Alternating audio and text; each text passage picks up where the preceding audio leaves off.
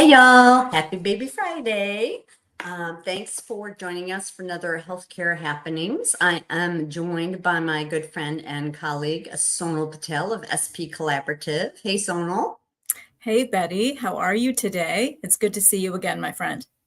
Good, good. I'm doing well, thank you.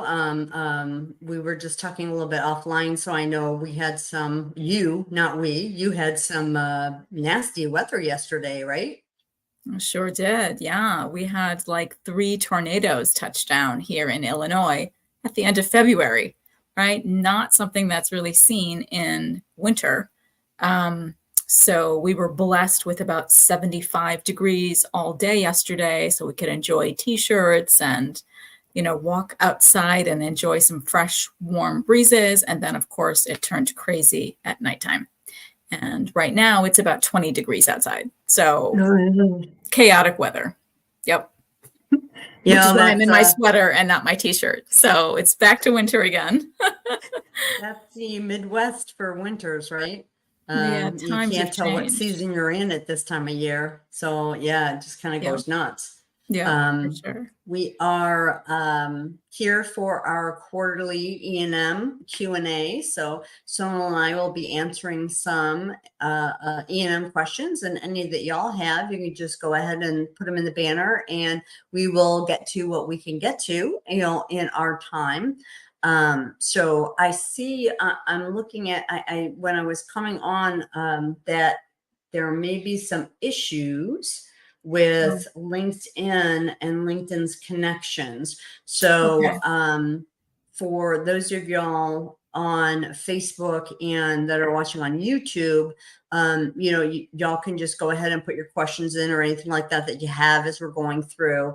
And people from LinkedIn, if y'all, I don't know what is going on with the links, the streaming service we use said that they're having some issues with pushing things out or something. So if for LinkedIn, this doesn't go out until, a replay thing, if y'all have questions on E&M, and want to type them in the messages when Sonal and I are going through later, we may catch, some of those.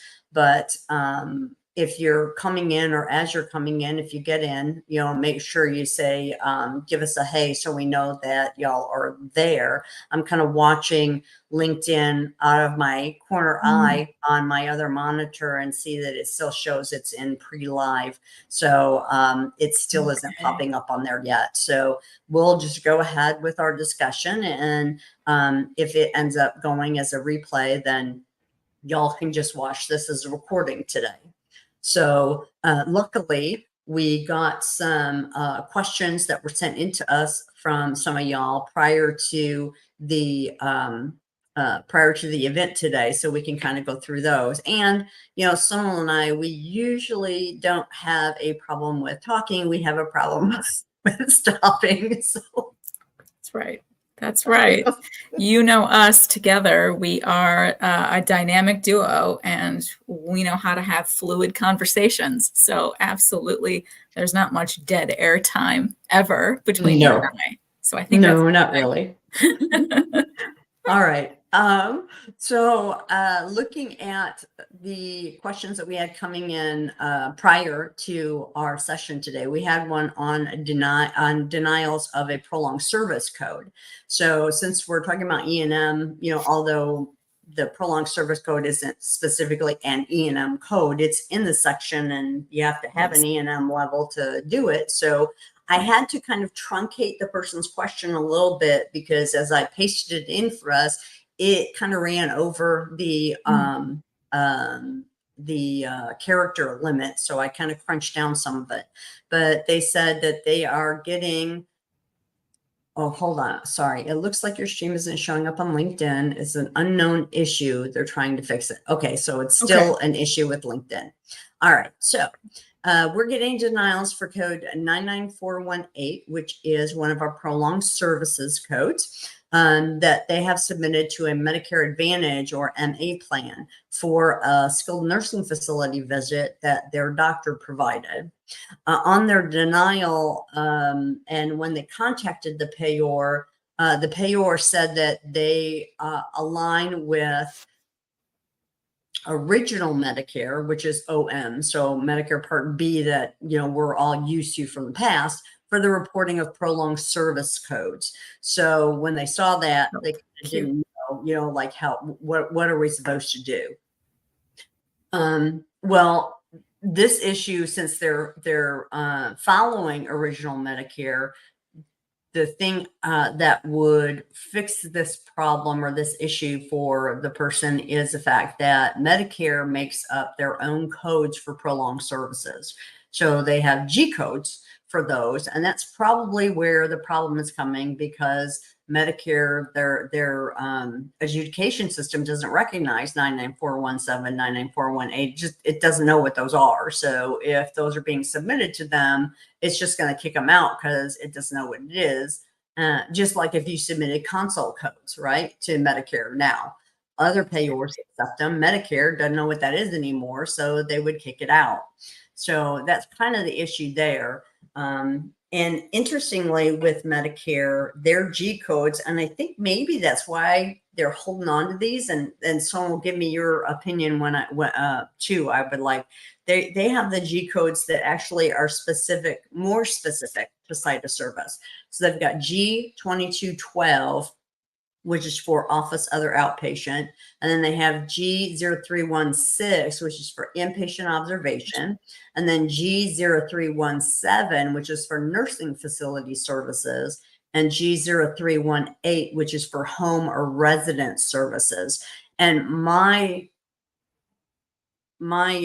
guess is that's why they keep those G codes, is because they're a little more split up and they can see specifically better where the prolonged service is coming and match it up with the correct, E&M code, making sure that everything is matchy, so to speak. What do you think? I completely agree with you, right?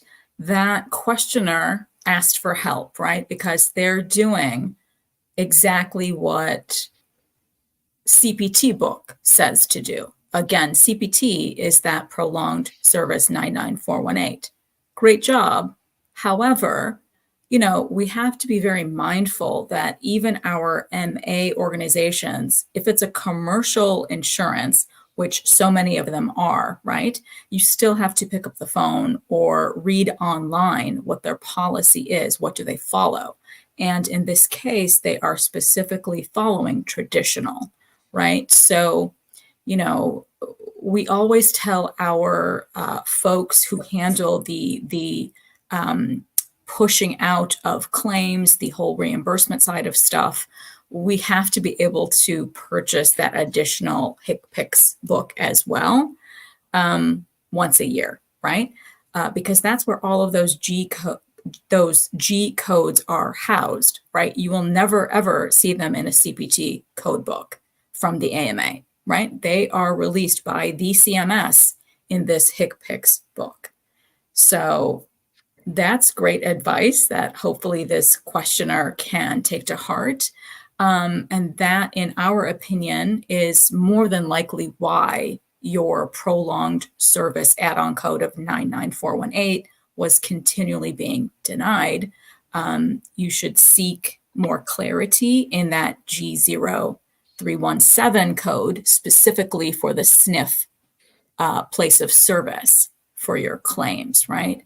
So I really like that the HCPCS codes really do, bifurcate out into the different places of service codes that are available.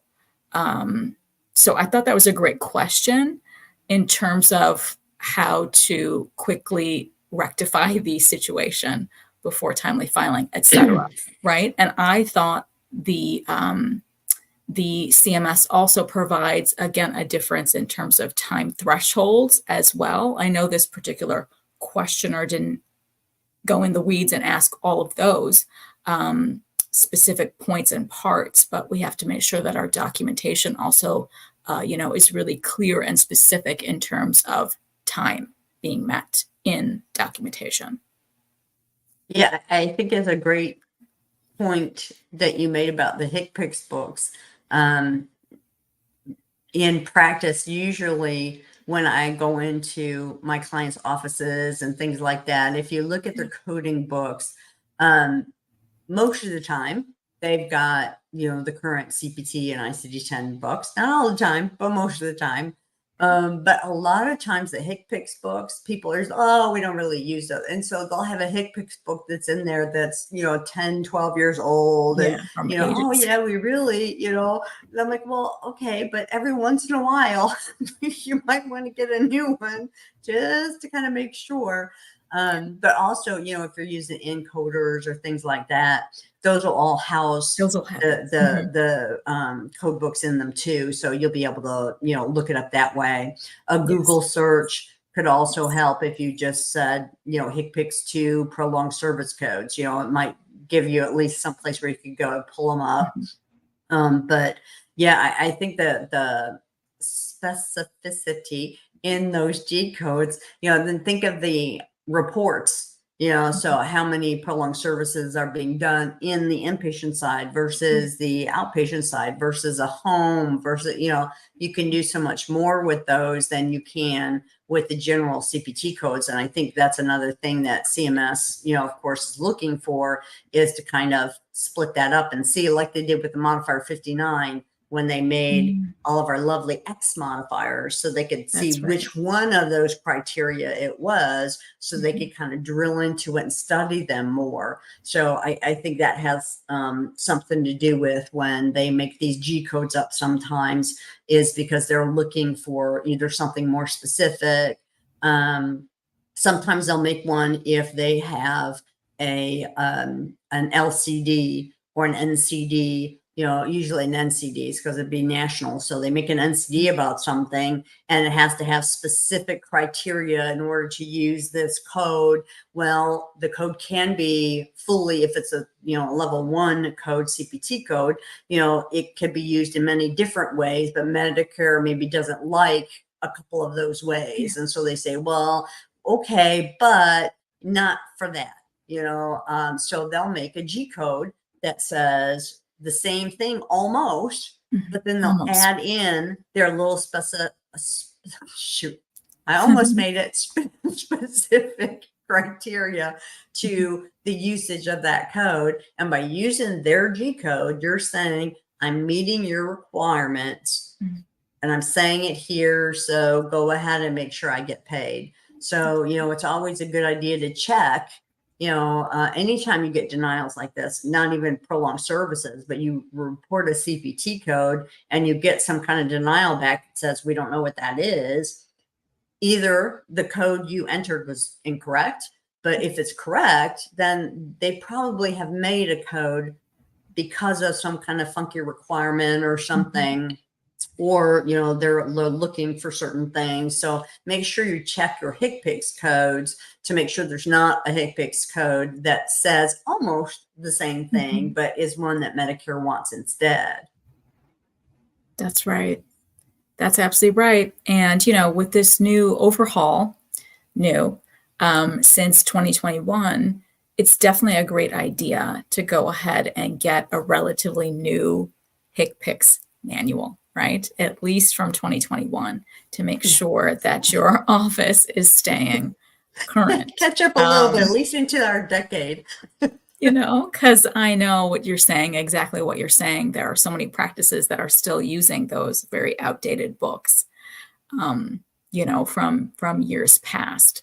So it's definitely a good idea. If you cannot invest in current books, you should definitely be investing in the encoder types of things, from like your Decision Health or like your AAPC types of products that are available to us online. So you have all of the sets of codes from CPT to your HCPCS types of codes that have to be current on claims going out the door. So yeah, that was a great question. I'm just making a little note into LinkedIn. Hopefully it'll show up. Yeah, I still have a sign too that says, but there's some kind of problem. Yeah. I still see that up here on my end as well. I don't know what's going on with LinkedIn, but I know everybody can Okay, catch so I it put later. that out there. Do you see the, yeah, so my comments out there. So if people are looking for us, they know that there's some kind of issue. All right. So great. So the next question we got was about cloning, one of our favorite topics. Somebody says they're still saying clone notes. Um, as as great as EMRs, EHRs, whatever you want to call it, as great as they are, as soon as they came out, I think, forever and ever, we are going to see some type of cloning per se. So this person says they're still seeing them. Am I able to give any credit to my provider for these E&M encounters? And before we touch on that more, just that thread that I was having in my head about the cloning, prior to EHRs, when physicians would write notes, unless they were using templates in their, in their handwritten charts, the note would just kind of flow. Patients here for this, and they tell them the story. They're doing the exam, and patient says, "Oh, I'm also," or the physician says, "Hey, what's that?" Well, that was how the note flowed. So right inside the exam would be the, "Hey, what's that?" And they'd ask them stuff, or they'd forget something. And so they would add it when they remembered it. You would see pieces of history, exam, medical decision making, sometimes in different places in the note. And, that was normal. Now, some of the EHRs, they take those kinds of things and sometimes pretty them up. And so they make everything look the same, and I think that's where some of this cloning stuff is coming from. Sometimes I don't think so much cloning as it is the visual is just very robotic looking now, and very, everything is in its place and nothing gets put anywhere else, unless they're free texting things and adding them in where they don't belong, which again is still okay. But, I think that was part of it. And then, of course, all the templates in the EHRs with the checkboxes and everything, that's when the cloning stuff really started to get out of hand, right? Oh, yeah. Oh, yeah. I know you and I have talked about this for so many conversations over these years. And the questioner is absolutely valid in asking that question, right? What can we count? When we see in today's landscape with, what's going on with the patient today at the encounter, especially from the inpatient standpoint, if there is going to be cloning, and copy forwarding stuff that's coming in from so many days past, it has nothing to do with what the patient is in here for today. In that type of a situation, as an auditor myself, I would give pause. Like, am I going to be able to give the proper credit for these types of documents? I would be going back to the provider and providing a query for sure, simply to get a better understanding, as she or he walks me through their day as to what is going to be clinically relevant. And that is what has changed in today's new, way of documentation. So for the most part, I don't like seeing things that are cloned. So I really do have to go back, read into the weeds of, is this something that's going to be applicable for this patient today at the encounter today? So from an auditor's viewpoint, it's a lot more work, right? It's a lot more work if we have that voluminous copy and paste cloned stuff that's going on. Because then our eyes do have to take a look at each and every, piece of documentation that has been pulled over, cloned again and again, to ensure that it is valid today, currently. So I don't know if that really answers the question, but in my opinion, I don't like seeing too much of things that are cloned, because I need to see that it is pertinent for today's encounter. how is that helping the provider making the higher levels of his or her decision making today at that encounter? Yeah, and I want to continue on this, but before we go, I just wanted to pull up just Oh, we have Barbara. some Hey, comments. Oh, Barbara. yay. But she's coming in through Facebook. It says, I could not join from the reminder, but saw your video on the Oh, LinkedIn thread. So she is coming in through Facebook. So I also okay. put in another message that says, we seem to be running on Facebook. So if y'all have Facebook accounts, so hey, Barbara, we're glad you could find us. Yes. Thank So you for coming over. there's Yes. there's there's some kind of LinkedIn glitch going on right now. It's where it's just not showing over on LinkedIn. So we're glad you were able to come over to Facebook and get us there. So now the clone thing too, I think when you look at it, some of the EHRs also, when a clone note is populated, anything that you change or update will show like bolded. I've seen those to I where you love can that. look through. Yes. Well, I think that's good and bad. Good because as the coder or auditor, it'll pull your eyes to it.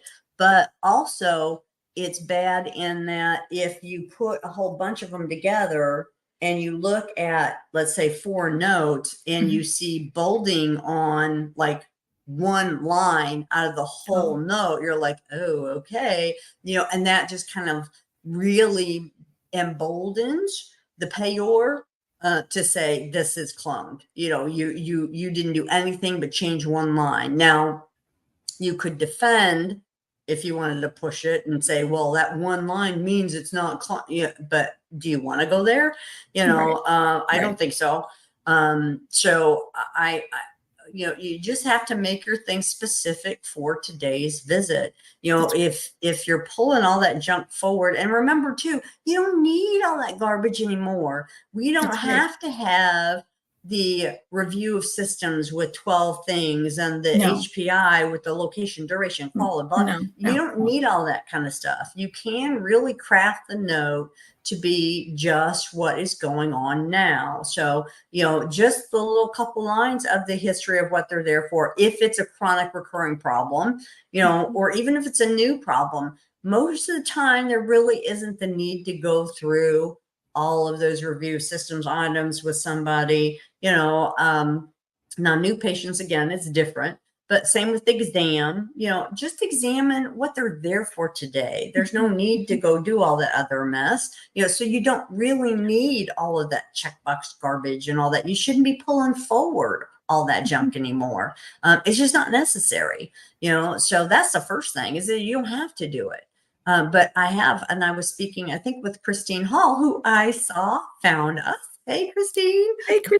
Um, I have a client whose EHR is still pulling the 95 and 97 guidelines. Yep. So their notes, I'll still show that garbage. So the physicians and APPs, of course, if there's boxes in there, they want to check them, they want to fill it out, they see it. Yeah. So Yeah. they're continuing to put all that over junk and overly done stuff in there because the EHR company hasn't caught up to 2021 yet. So just because it's in there, y'all don't have to be doing that stuff anymore. So just make sure that you're showing what the purpose was today. Stick to today. Make it shorter, sweeter. You can spend more time with the patient, less time clicking and pointing and doing all that junk around, and just get to the business of why you're there. And then I think it'll be even a better patient experience too. And we see, oh yeah, Christine also said, or the provider hasn't activated the template. Yes, I have seen that too, where the EHR company has said, well, they're in there, you just have to turn it on. And they didn't realize that. I still go into practices, they don't realize that there's been updates, which is just nuts to me now that we're in 2024. But that's what happens.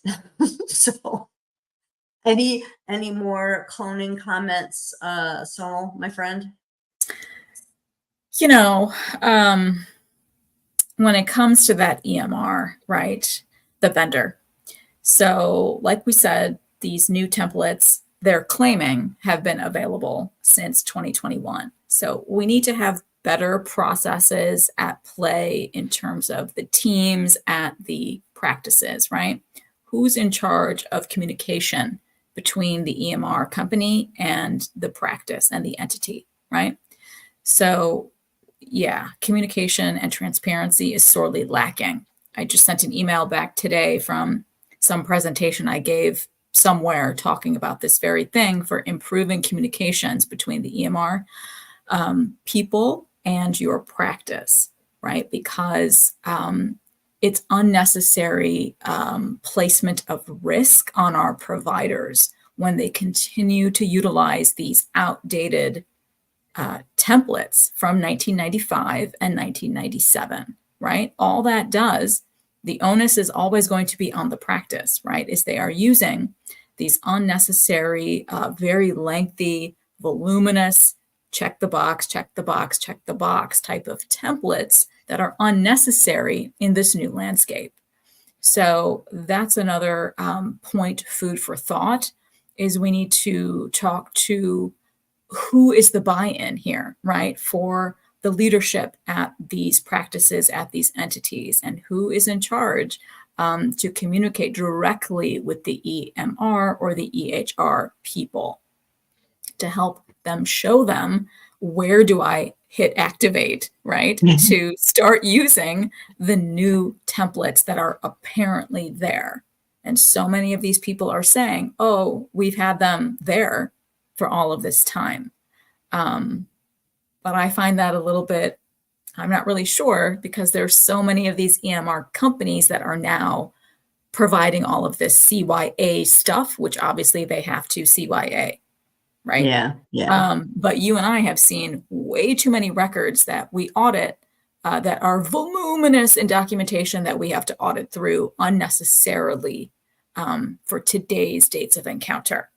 So Yeah. sorry to vent there, but that's my opinion on we need to communicate much more effectively with those EMR people. Yeah, that's a great point. Sometimes people will get an EHR and they, start using it and think that, well, every time anything happens, it's just going to seamlessly do all these things and update and that's not how it works. Nope. So I think it's a great tip to people to make sure there's somebody in the practice as kind of the point person for your vendor. So because when you have issues too, rather than 5 different calls or 5 different people trying to figure out who to call, if there's a point person in the office, it can be like, oh, Susie, we're having a problem with this. And, they know at the vendor who to contact, whoever the salesperson or rep or whoever from the company then, to kind of help with those things. Because I also had another company where they did have the updated E&M templates in there, but you had to purchase them. Yes, and you do have to purchase.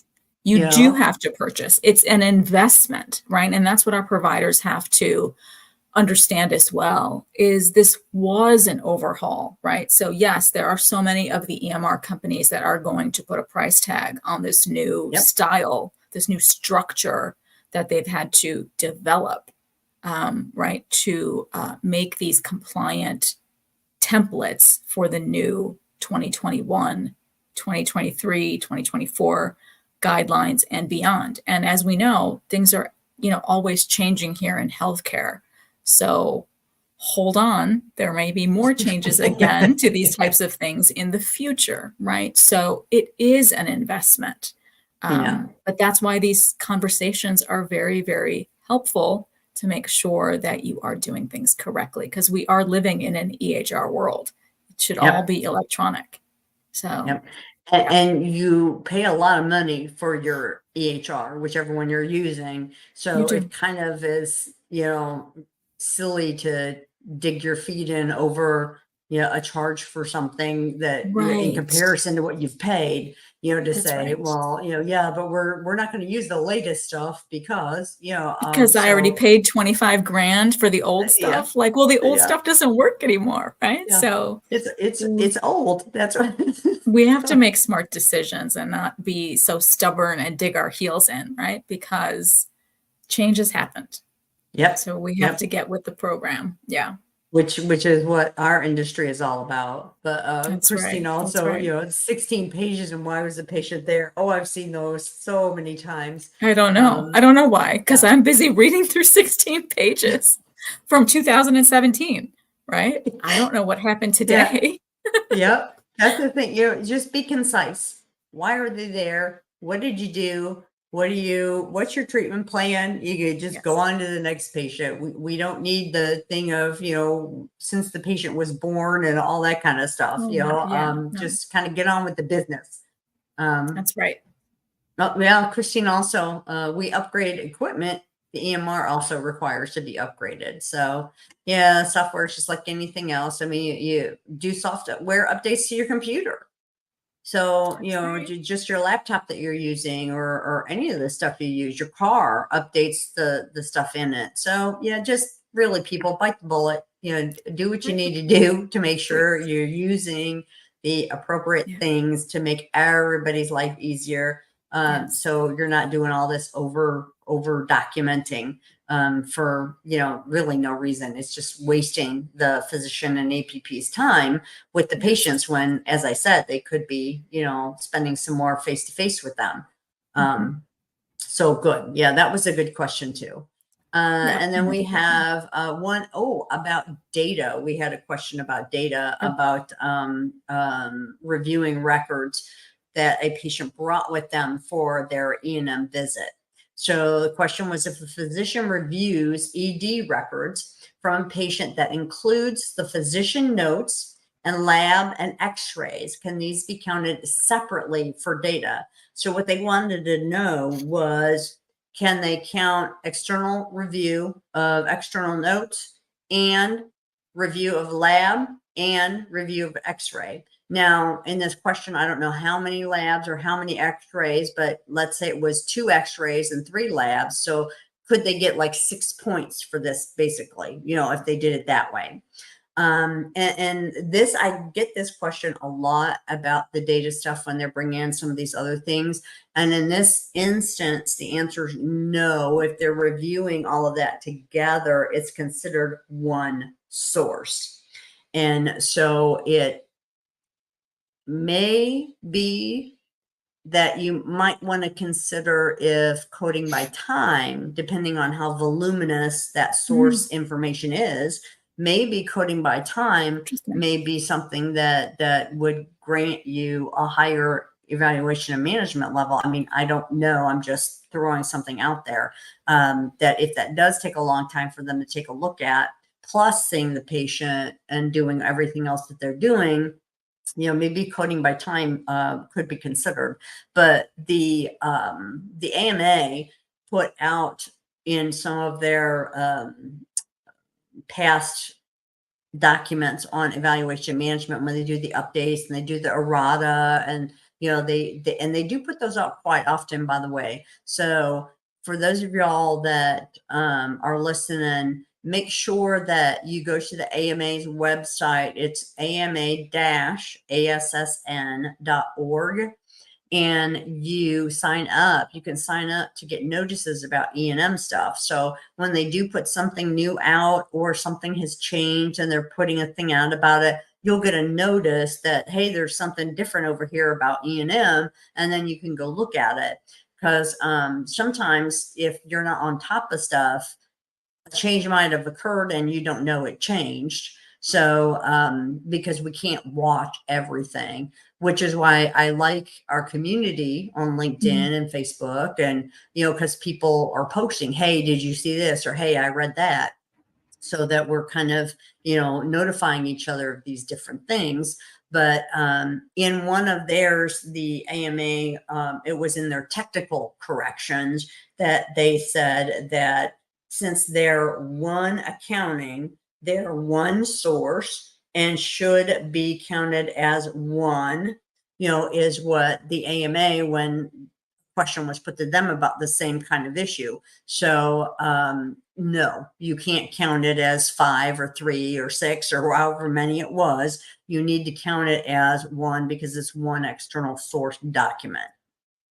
And then, just the documentation in general about labs and x-rays in that data column. I mean, I could go on for a while about the deficiencies I still see there. Do you want to make any comments about the data column deficiencies, Sonal? So I don't seem like I'm ranting at everybody the whole time. No, you're not ranting at all, because I too get that question that this person posed, right? Perhaps our providers put the questions to their reimbursement people, right, who are trying to send those types of claims out the door, right? It's a great question, because can they elevate their score, because there's so much voluminous documentation that's coming in from this Acme hospital from somewhere else, right? That's the most important thing that the AMA put out in their green text back in 2021. That's still in our CPT code books, right? It's that external source of documentation. It is one place. So if I'm the patient and I'm coming in with my packet of information that I got from my Acme hospital, because I went there first, right? And I asked for everything because I knew I was going to this other physician with all of my packet of labs, my x-ray films, my head scans, everything. I had to get it all looked at by this other doctor, right? All my entire packet came from one place, right? It's an external one place type of thing. So even though your new physician is looking at this packet, this large packet, they're analyzing each and every piece of documentation from that one source. So you made a great point that perhaps it's a good idea to look in those types of instances that will it be better for you to score your E&M for that encounter based on time. Because you know what? It might take you quite some time to read through that packet, right? To help you gain a better understanding of what your evaluation, management, and treatment for me is going to be at that encounter, right? So I thought that was a great point that you made, that instead of just relying then on the MDM, because it might not be as beneficial to you, again, based on the problems addressed as well as risk, we just don't know, Right. hypothetically. But hypothetically, time could be increased, right? Because we are allowed to count time when we review that type of documentation. And we put down in our EMR systems that it took us this much time to analyze all of these multiple labs, x-ray films, and head scans, right? So Yep.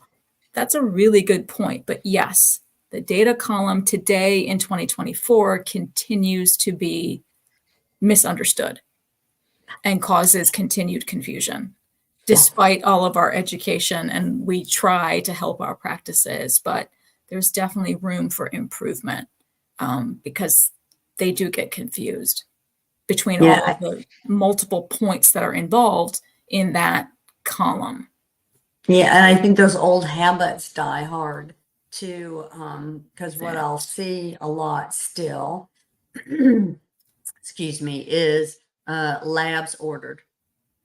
Oh, yes. We have to get How rid many of the vague. how many Yeah. labs? You know, I don't know. I can actually give you credit, but you had to tell me. Or Right. reviewed x-rays. Again, How how many? many x-rays? That's So right. uh, and I think that's just from the old days when I don't care if you order 1 or 5 or 10, it's 1 point. Hmm. So it doesn't matter. So they just shorten everything up. And so now, that it does matter, yeah, it's hard for them to break that habit. That's right. And data for some specialties, ortho is one of them. They rely heavily on the data section for For stuff. sure. So you want to make sure, that they're getting all that credit. Certain other specialties may use a lot for ordering and different scans and labs and things if they're in like an endocrinology or different kinds of fields. Yeah. You're doing pediatrics, you're probably ordering a whole bunch of labs sometimes when you got those sick little babies coming in and you don't know what's going on. And I actually heard there was one consultant whose advice was to ignore the data column Oh my when goodness. when you're figuring out your MDM, when you're figuring out your level. They said just use your presenting problem and use your risk, and just do your level that way. Just don't even bother with that middle column because there's so much going on in there. Just ignore it.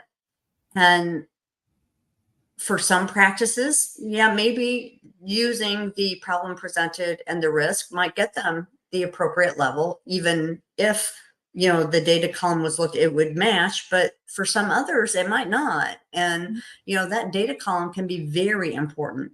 So, for those of y'all, again, that are watching this, make sure that you understand that second column for your data and what those different categories are and how to meet each of the categories. So it's required, like the independent interpretation, of the things, that from back in the day, has changed a little bit to where it just used to be independent visualization. So you just had to say you looked at it.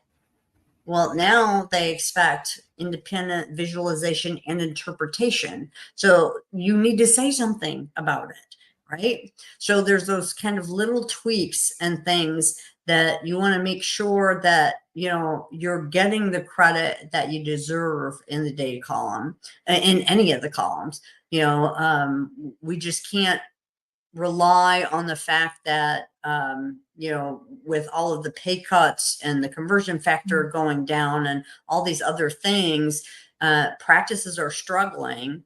And so if you are doing the work for the complexity of whatever the condition is your patient has, you darn well should be getting paid for it and paid for it appropriately. And you need to get paid for it appropriately. So don't overlook that data column, but understand it and document for it, right? That's right. That is Sorry, I right. ranted That again. is no, that is spot on. You just reminded me that I have an article coming out in NAMUS in a few weeks where I directly talk about the independent interpretation portion of Right. the data column for our orthopedic types of practices, right? And how I continue to see it as an audit hazard. So yeah, we really do need to take the time and celebrate these new columns. I mean, they're not new. Our providers have been aware of them since the old guidelines.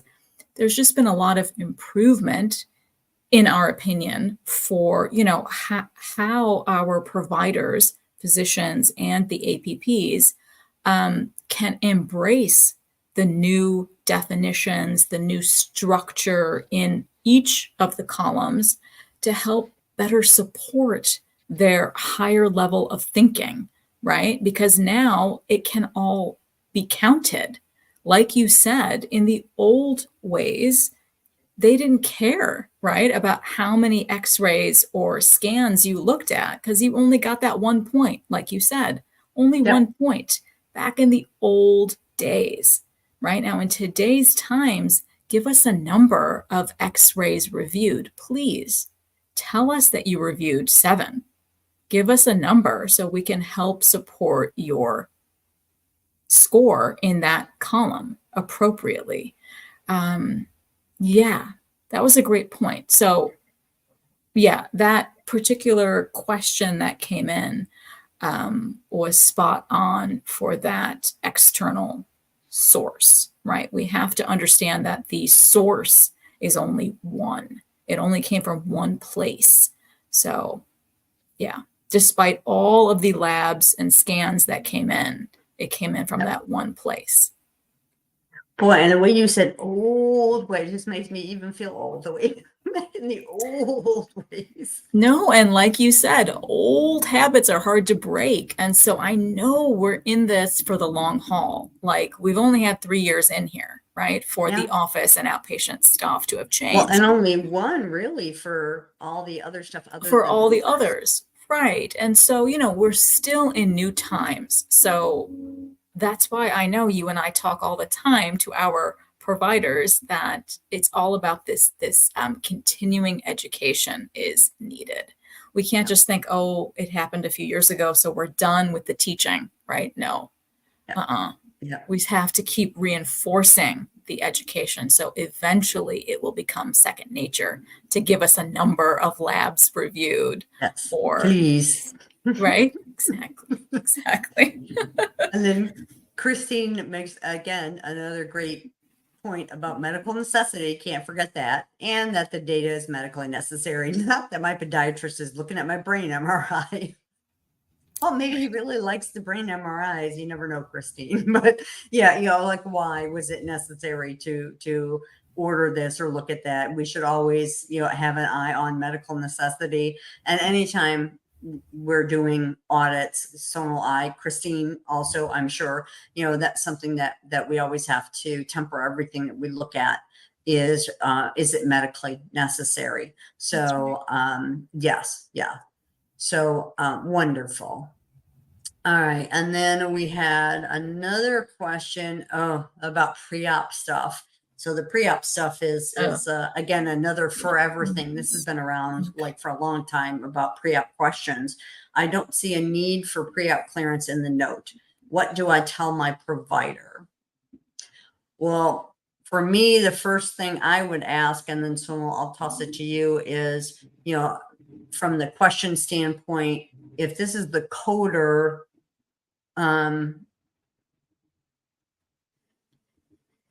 query your provider because you're not a clinician. Yeah. I mean, just because you don't see the need, it might be in the note and you don't pick up on it because you're not a physician.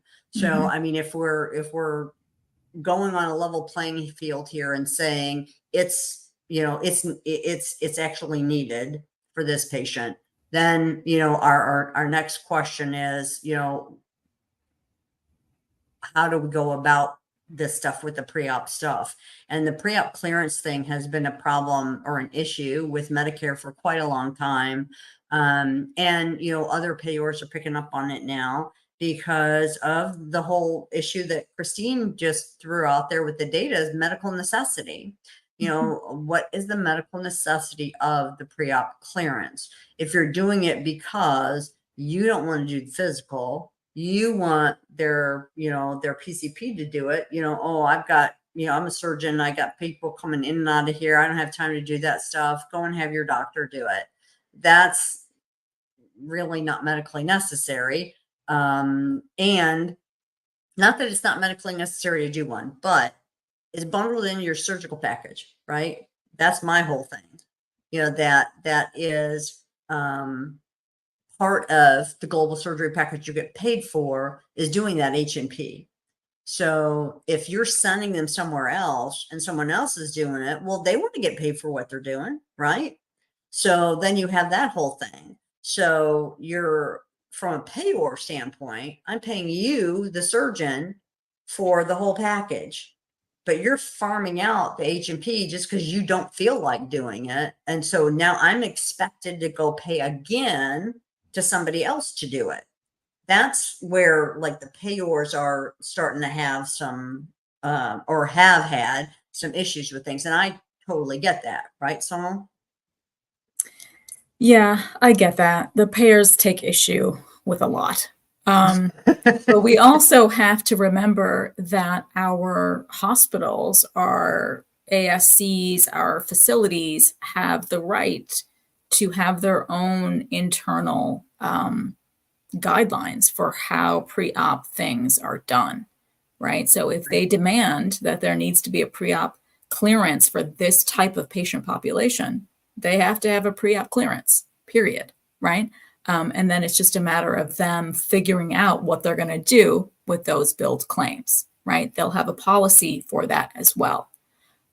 So it's kind of twofold, and it's become more complicated as the years have gone by because the payers are resisting, right? They don't necessarily want to see the pre-op clearance for a very specific type of patient population, right? So again, if our providers can be more clear in their documentation for why these patients have these pre-existing stressors, right, that will elevate if this particular type of surgical intervention takes place, all of that documentation can help support the medical necessity for the pre-op clearance. Is the patient going to be stable enough to undergo what I want them to undergo, right? Based on what I think is the best treatment plan moving forward for my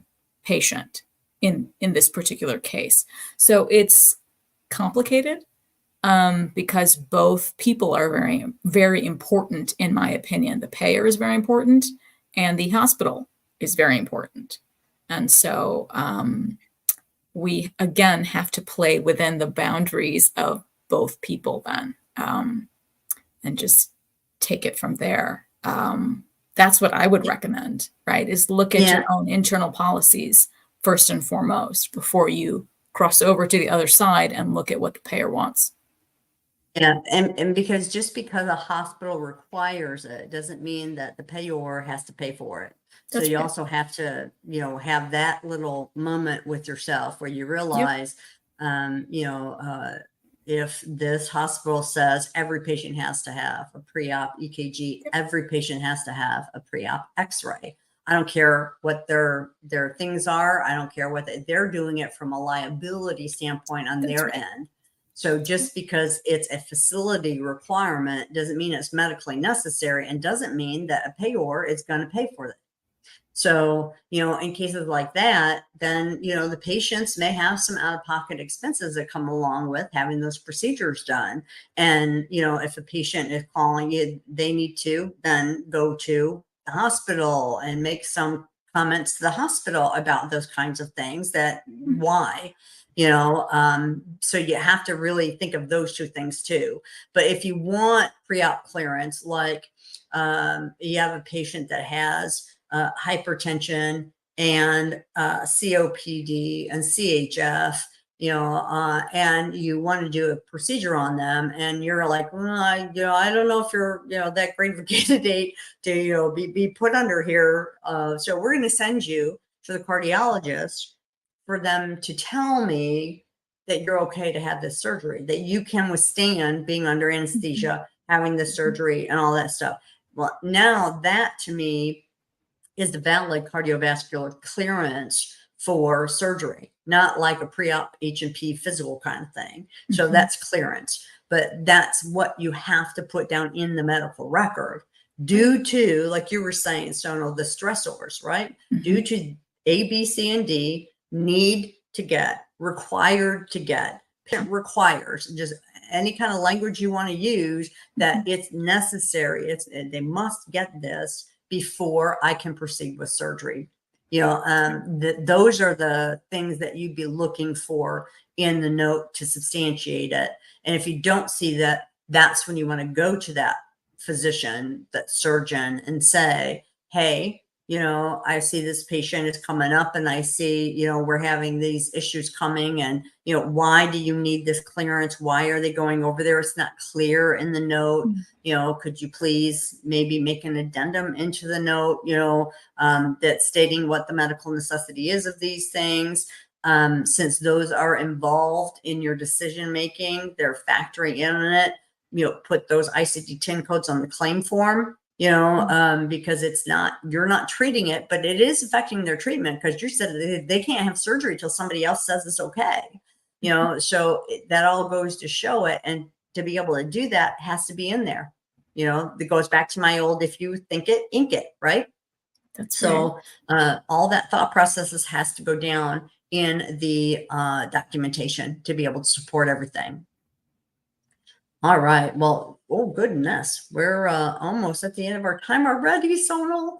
So, Oh my goodness, already. Wow, and it was fast. weird not having all of our friends interacting a lot with us today, except for the lovely Christine, which we appreciate so much, being able to throw us some questions and going over to Facebook, and Barbara for going over to Facebook and joining us today. I know it was tough for people to find us, and I see that the link still isn't, LinkedIn still hasn't corrected it. So we'll have to run this on LinkedIn on a replay. So those of y'all that were looking for us on LinkedIn, just, you know, throw us out some questions in the stuff when you watch it, and we'll check on it and answer questions in there that you have, or, you know, we'll save them for the next quarterly update too. That's so, right. you know, remember, every quarter we're going to be throwing one of these out there. As far as E&M goes too, Sonal and I will be presenting at the IAHEMA conference in Iowa, where we will be speaking on a couple E&M things. We're going to do medical decision making, and I'm going to talk about modifiers, which is kind of E&M because, of course, modifier 25 will always come in there. And then Sonal's going to be speaking on compliance, and of course, E&M, I'm sure, is going to come up in that conversation. And we're together going to also be speaking about CDI. So, you know, if you are in the area or in the surrounding states, you can go to the link there and take a look and check out the annual meeting, April 11th and 12th. And Sonal, of course, you can find her on LinkedIn. I have her profile, also her company's profile for SP Collaborative. And then emailing Sonal, you can find her at sonal@spcollaborative.net. And then her website, of course, is spcollaborative.net, which, yeah, makes it nice and easy to roll off, right? That's right. But also for E&M, you know, as this is our quarterly topic on E&M when we're discussing it, Sonal and I also have created some digital e-tools, some E&M e-tools that are downloadable that can go through, and you can click on the tool, and we have them in 5 different categories, and they have tips and examples on one side and the codes, and then the MDM table on the other side. You can, you know, download them and use them, reprint, you know, print one out if you want it printed out. You can laminate it if you want to laminate it. Some people get laminating crazy with things. And they start at like $5.99. So they're very inexpensive. We wanted to make them a tool that was both useful and inexpensive for people, so that people that are newer into E&M, you know, you're like, yeah, I don't want to be sinking money left and right into everything, because everything costs something these days. But these are very good tools, and the people that are using them, we get great feedback on them. So you can go take a look at the e-tools. I also, from an E&M standpoint, have some physical tools that are my desk reference tool and my pocket tool. So those coding tools are physical ones, and they're not laminated. They're made with this funky plastic. I don't know where my designer found these, but I love the way that they're made. So you can use wet erase markers on them and then wipe them off and reuse them. And, you know, so if you're trying to show a physician or an APP something, you can like be circling things on there and then just spritz it and wipe it off and then go to the next one.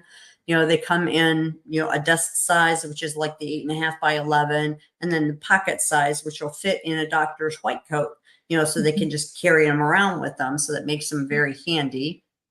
And I will also be having an E&M workshop in March. So the E&M workshop will be on March 23rd. It's a Saturday from 11 to 3 Eastern time. And it will be, if you attend live, you can get 8 CEUs for it. You'll get 4 CEUs for attending the live portion. And then you can access an additional 4 CEUs if you go and complete the quiz afterwards, the CEU quiz. So it's normally $225, but until March 14th. If you use the promo code EMLive, it'll take the price down to $199. And that includes the CEUs and the workbook and one of the coding tools I was talking about to use in the class. So that's something else that I've got going on. So the company's site is there on the announcement here, www.chcs.consulting. And you can find the workshop. The tools are there on that website. So go check them out. And Christine made a nice comment. Thank you so much, Christine. We put a lot of thought into these and making them something that'll be helpful for people. Plus, easy to use and useful, that it's not wasting money on something that's all, just a bunch of garbage. It's good information and it's got examples in it. So it'll help you with using it. And it's got the codes in it. And some of them have portions of the guidelines that are discussed in there too. So check them out. We think y'all will like them. And again, I monopolized that last few minutes talking about this thing. Sonal, is there anything that you would like to say about them? Yeah, no. I think our tools are just as fabulous as you do, right? Because we know this was a big change, right? That we all had to endure in 2021. So we really wanted to develop them to help our coding community out, right? Make things a little more easier to understand with our tips and examples as well, right? Which are not provided by the AMA. So we wanted to go ahead and go that extra step. And like you had said, they are, cost efficient for our community as well. So they really are useful to have at the ready when you're doing your everyday work. So I think they're remarkable. And yeah, definitely come out to see us if you guys can in the Midwest here in April. It'll be a good time to come on out to the Midwest for spring, not winter here. Not the tornado. Not the tornadoes, right? Hopefully those will be gone by April. Yes, we hope, yes. Well, just having them in February has been kind of weird. They don't usually get them, strange. That early. I think in Florida we had one in February, and it was like the first time like ever. So just kind of weird anomaly things, it kind of goes around. But good. Well, thanks y'all for joining us for our E&M quarterly. We haven't really talked about when we're going to have the next one. I mean, it'll be next quarter, but we haven't talked about what specific month yet, but be watching for it because we'll have it. So thanks, Sonal, for joining me as always. It's always so much fun. Oh, and don't forget to watch our compliance capers on Fridays. We have our not little, I don't mean to say it that way, but we have our compliance broadcast that comes on LinkedIn and Facebook, and it'll be on both of our YouTube channels. For compliance capers, it's 10 o'clock Central, 11 o'clock Eastern Standard Time. A nice good Friday kickoff. We have just our little casual chats, but we talk about specific compliance things and how they can be put into play in in y'all's practices. And we're doing this month, we are talking about OIG work plan items, which are really, really cool. Someone will pick some really great ones for us to discuss. So I think y'all will really like that. So if you follow me or follow Sonal, you will get notices and get invites when we're holding those, so you don't forget. But we always do them on Fridays, always at 10 or 11, depending on your time zone. So you can just kind of set it up in your calendar so you don't miss us, because those are good, and they're a lot of fun too. I have a lot of fun doing those with you. So appreciate that. It was a great idea we had doing these. So it's fun. If you like watching us banter here, I think we do even more bantering sometimes on that one. That's a fact. That's a fact. Oh my goodness. But thank you. Thanks for joining me. Absolutely, my friend. Thank you. we will see y'all, or I will see y'all on the next healthcare happenings. I'm sure Sonal will be watching if she can. So we will see y'all next time to see what is happening in healthcare. So thanks for joining. Bye, y'all. Thank you so much. Bye, everybody.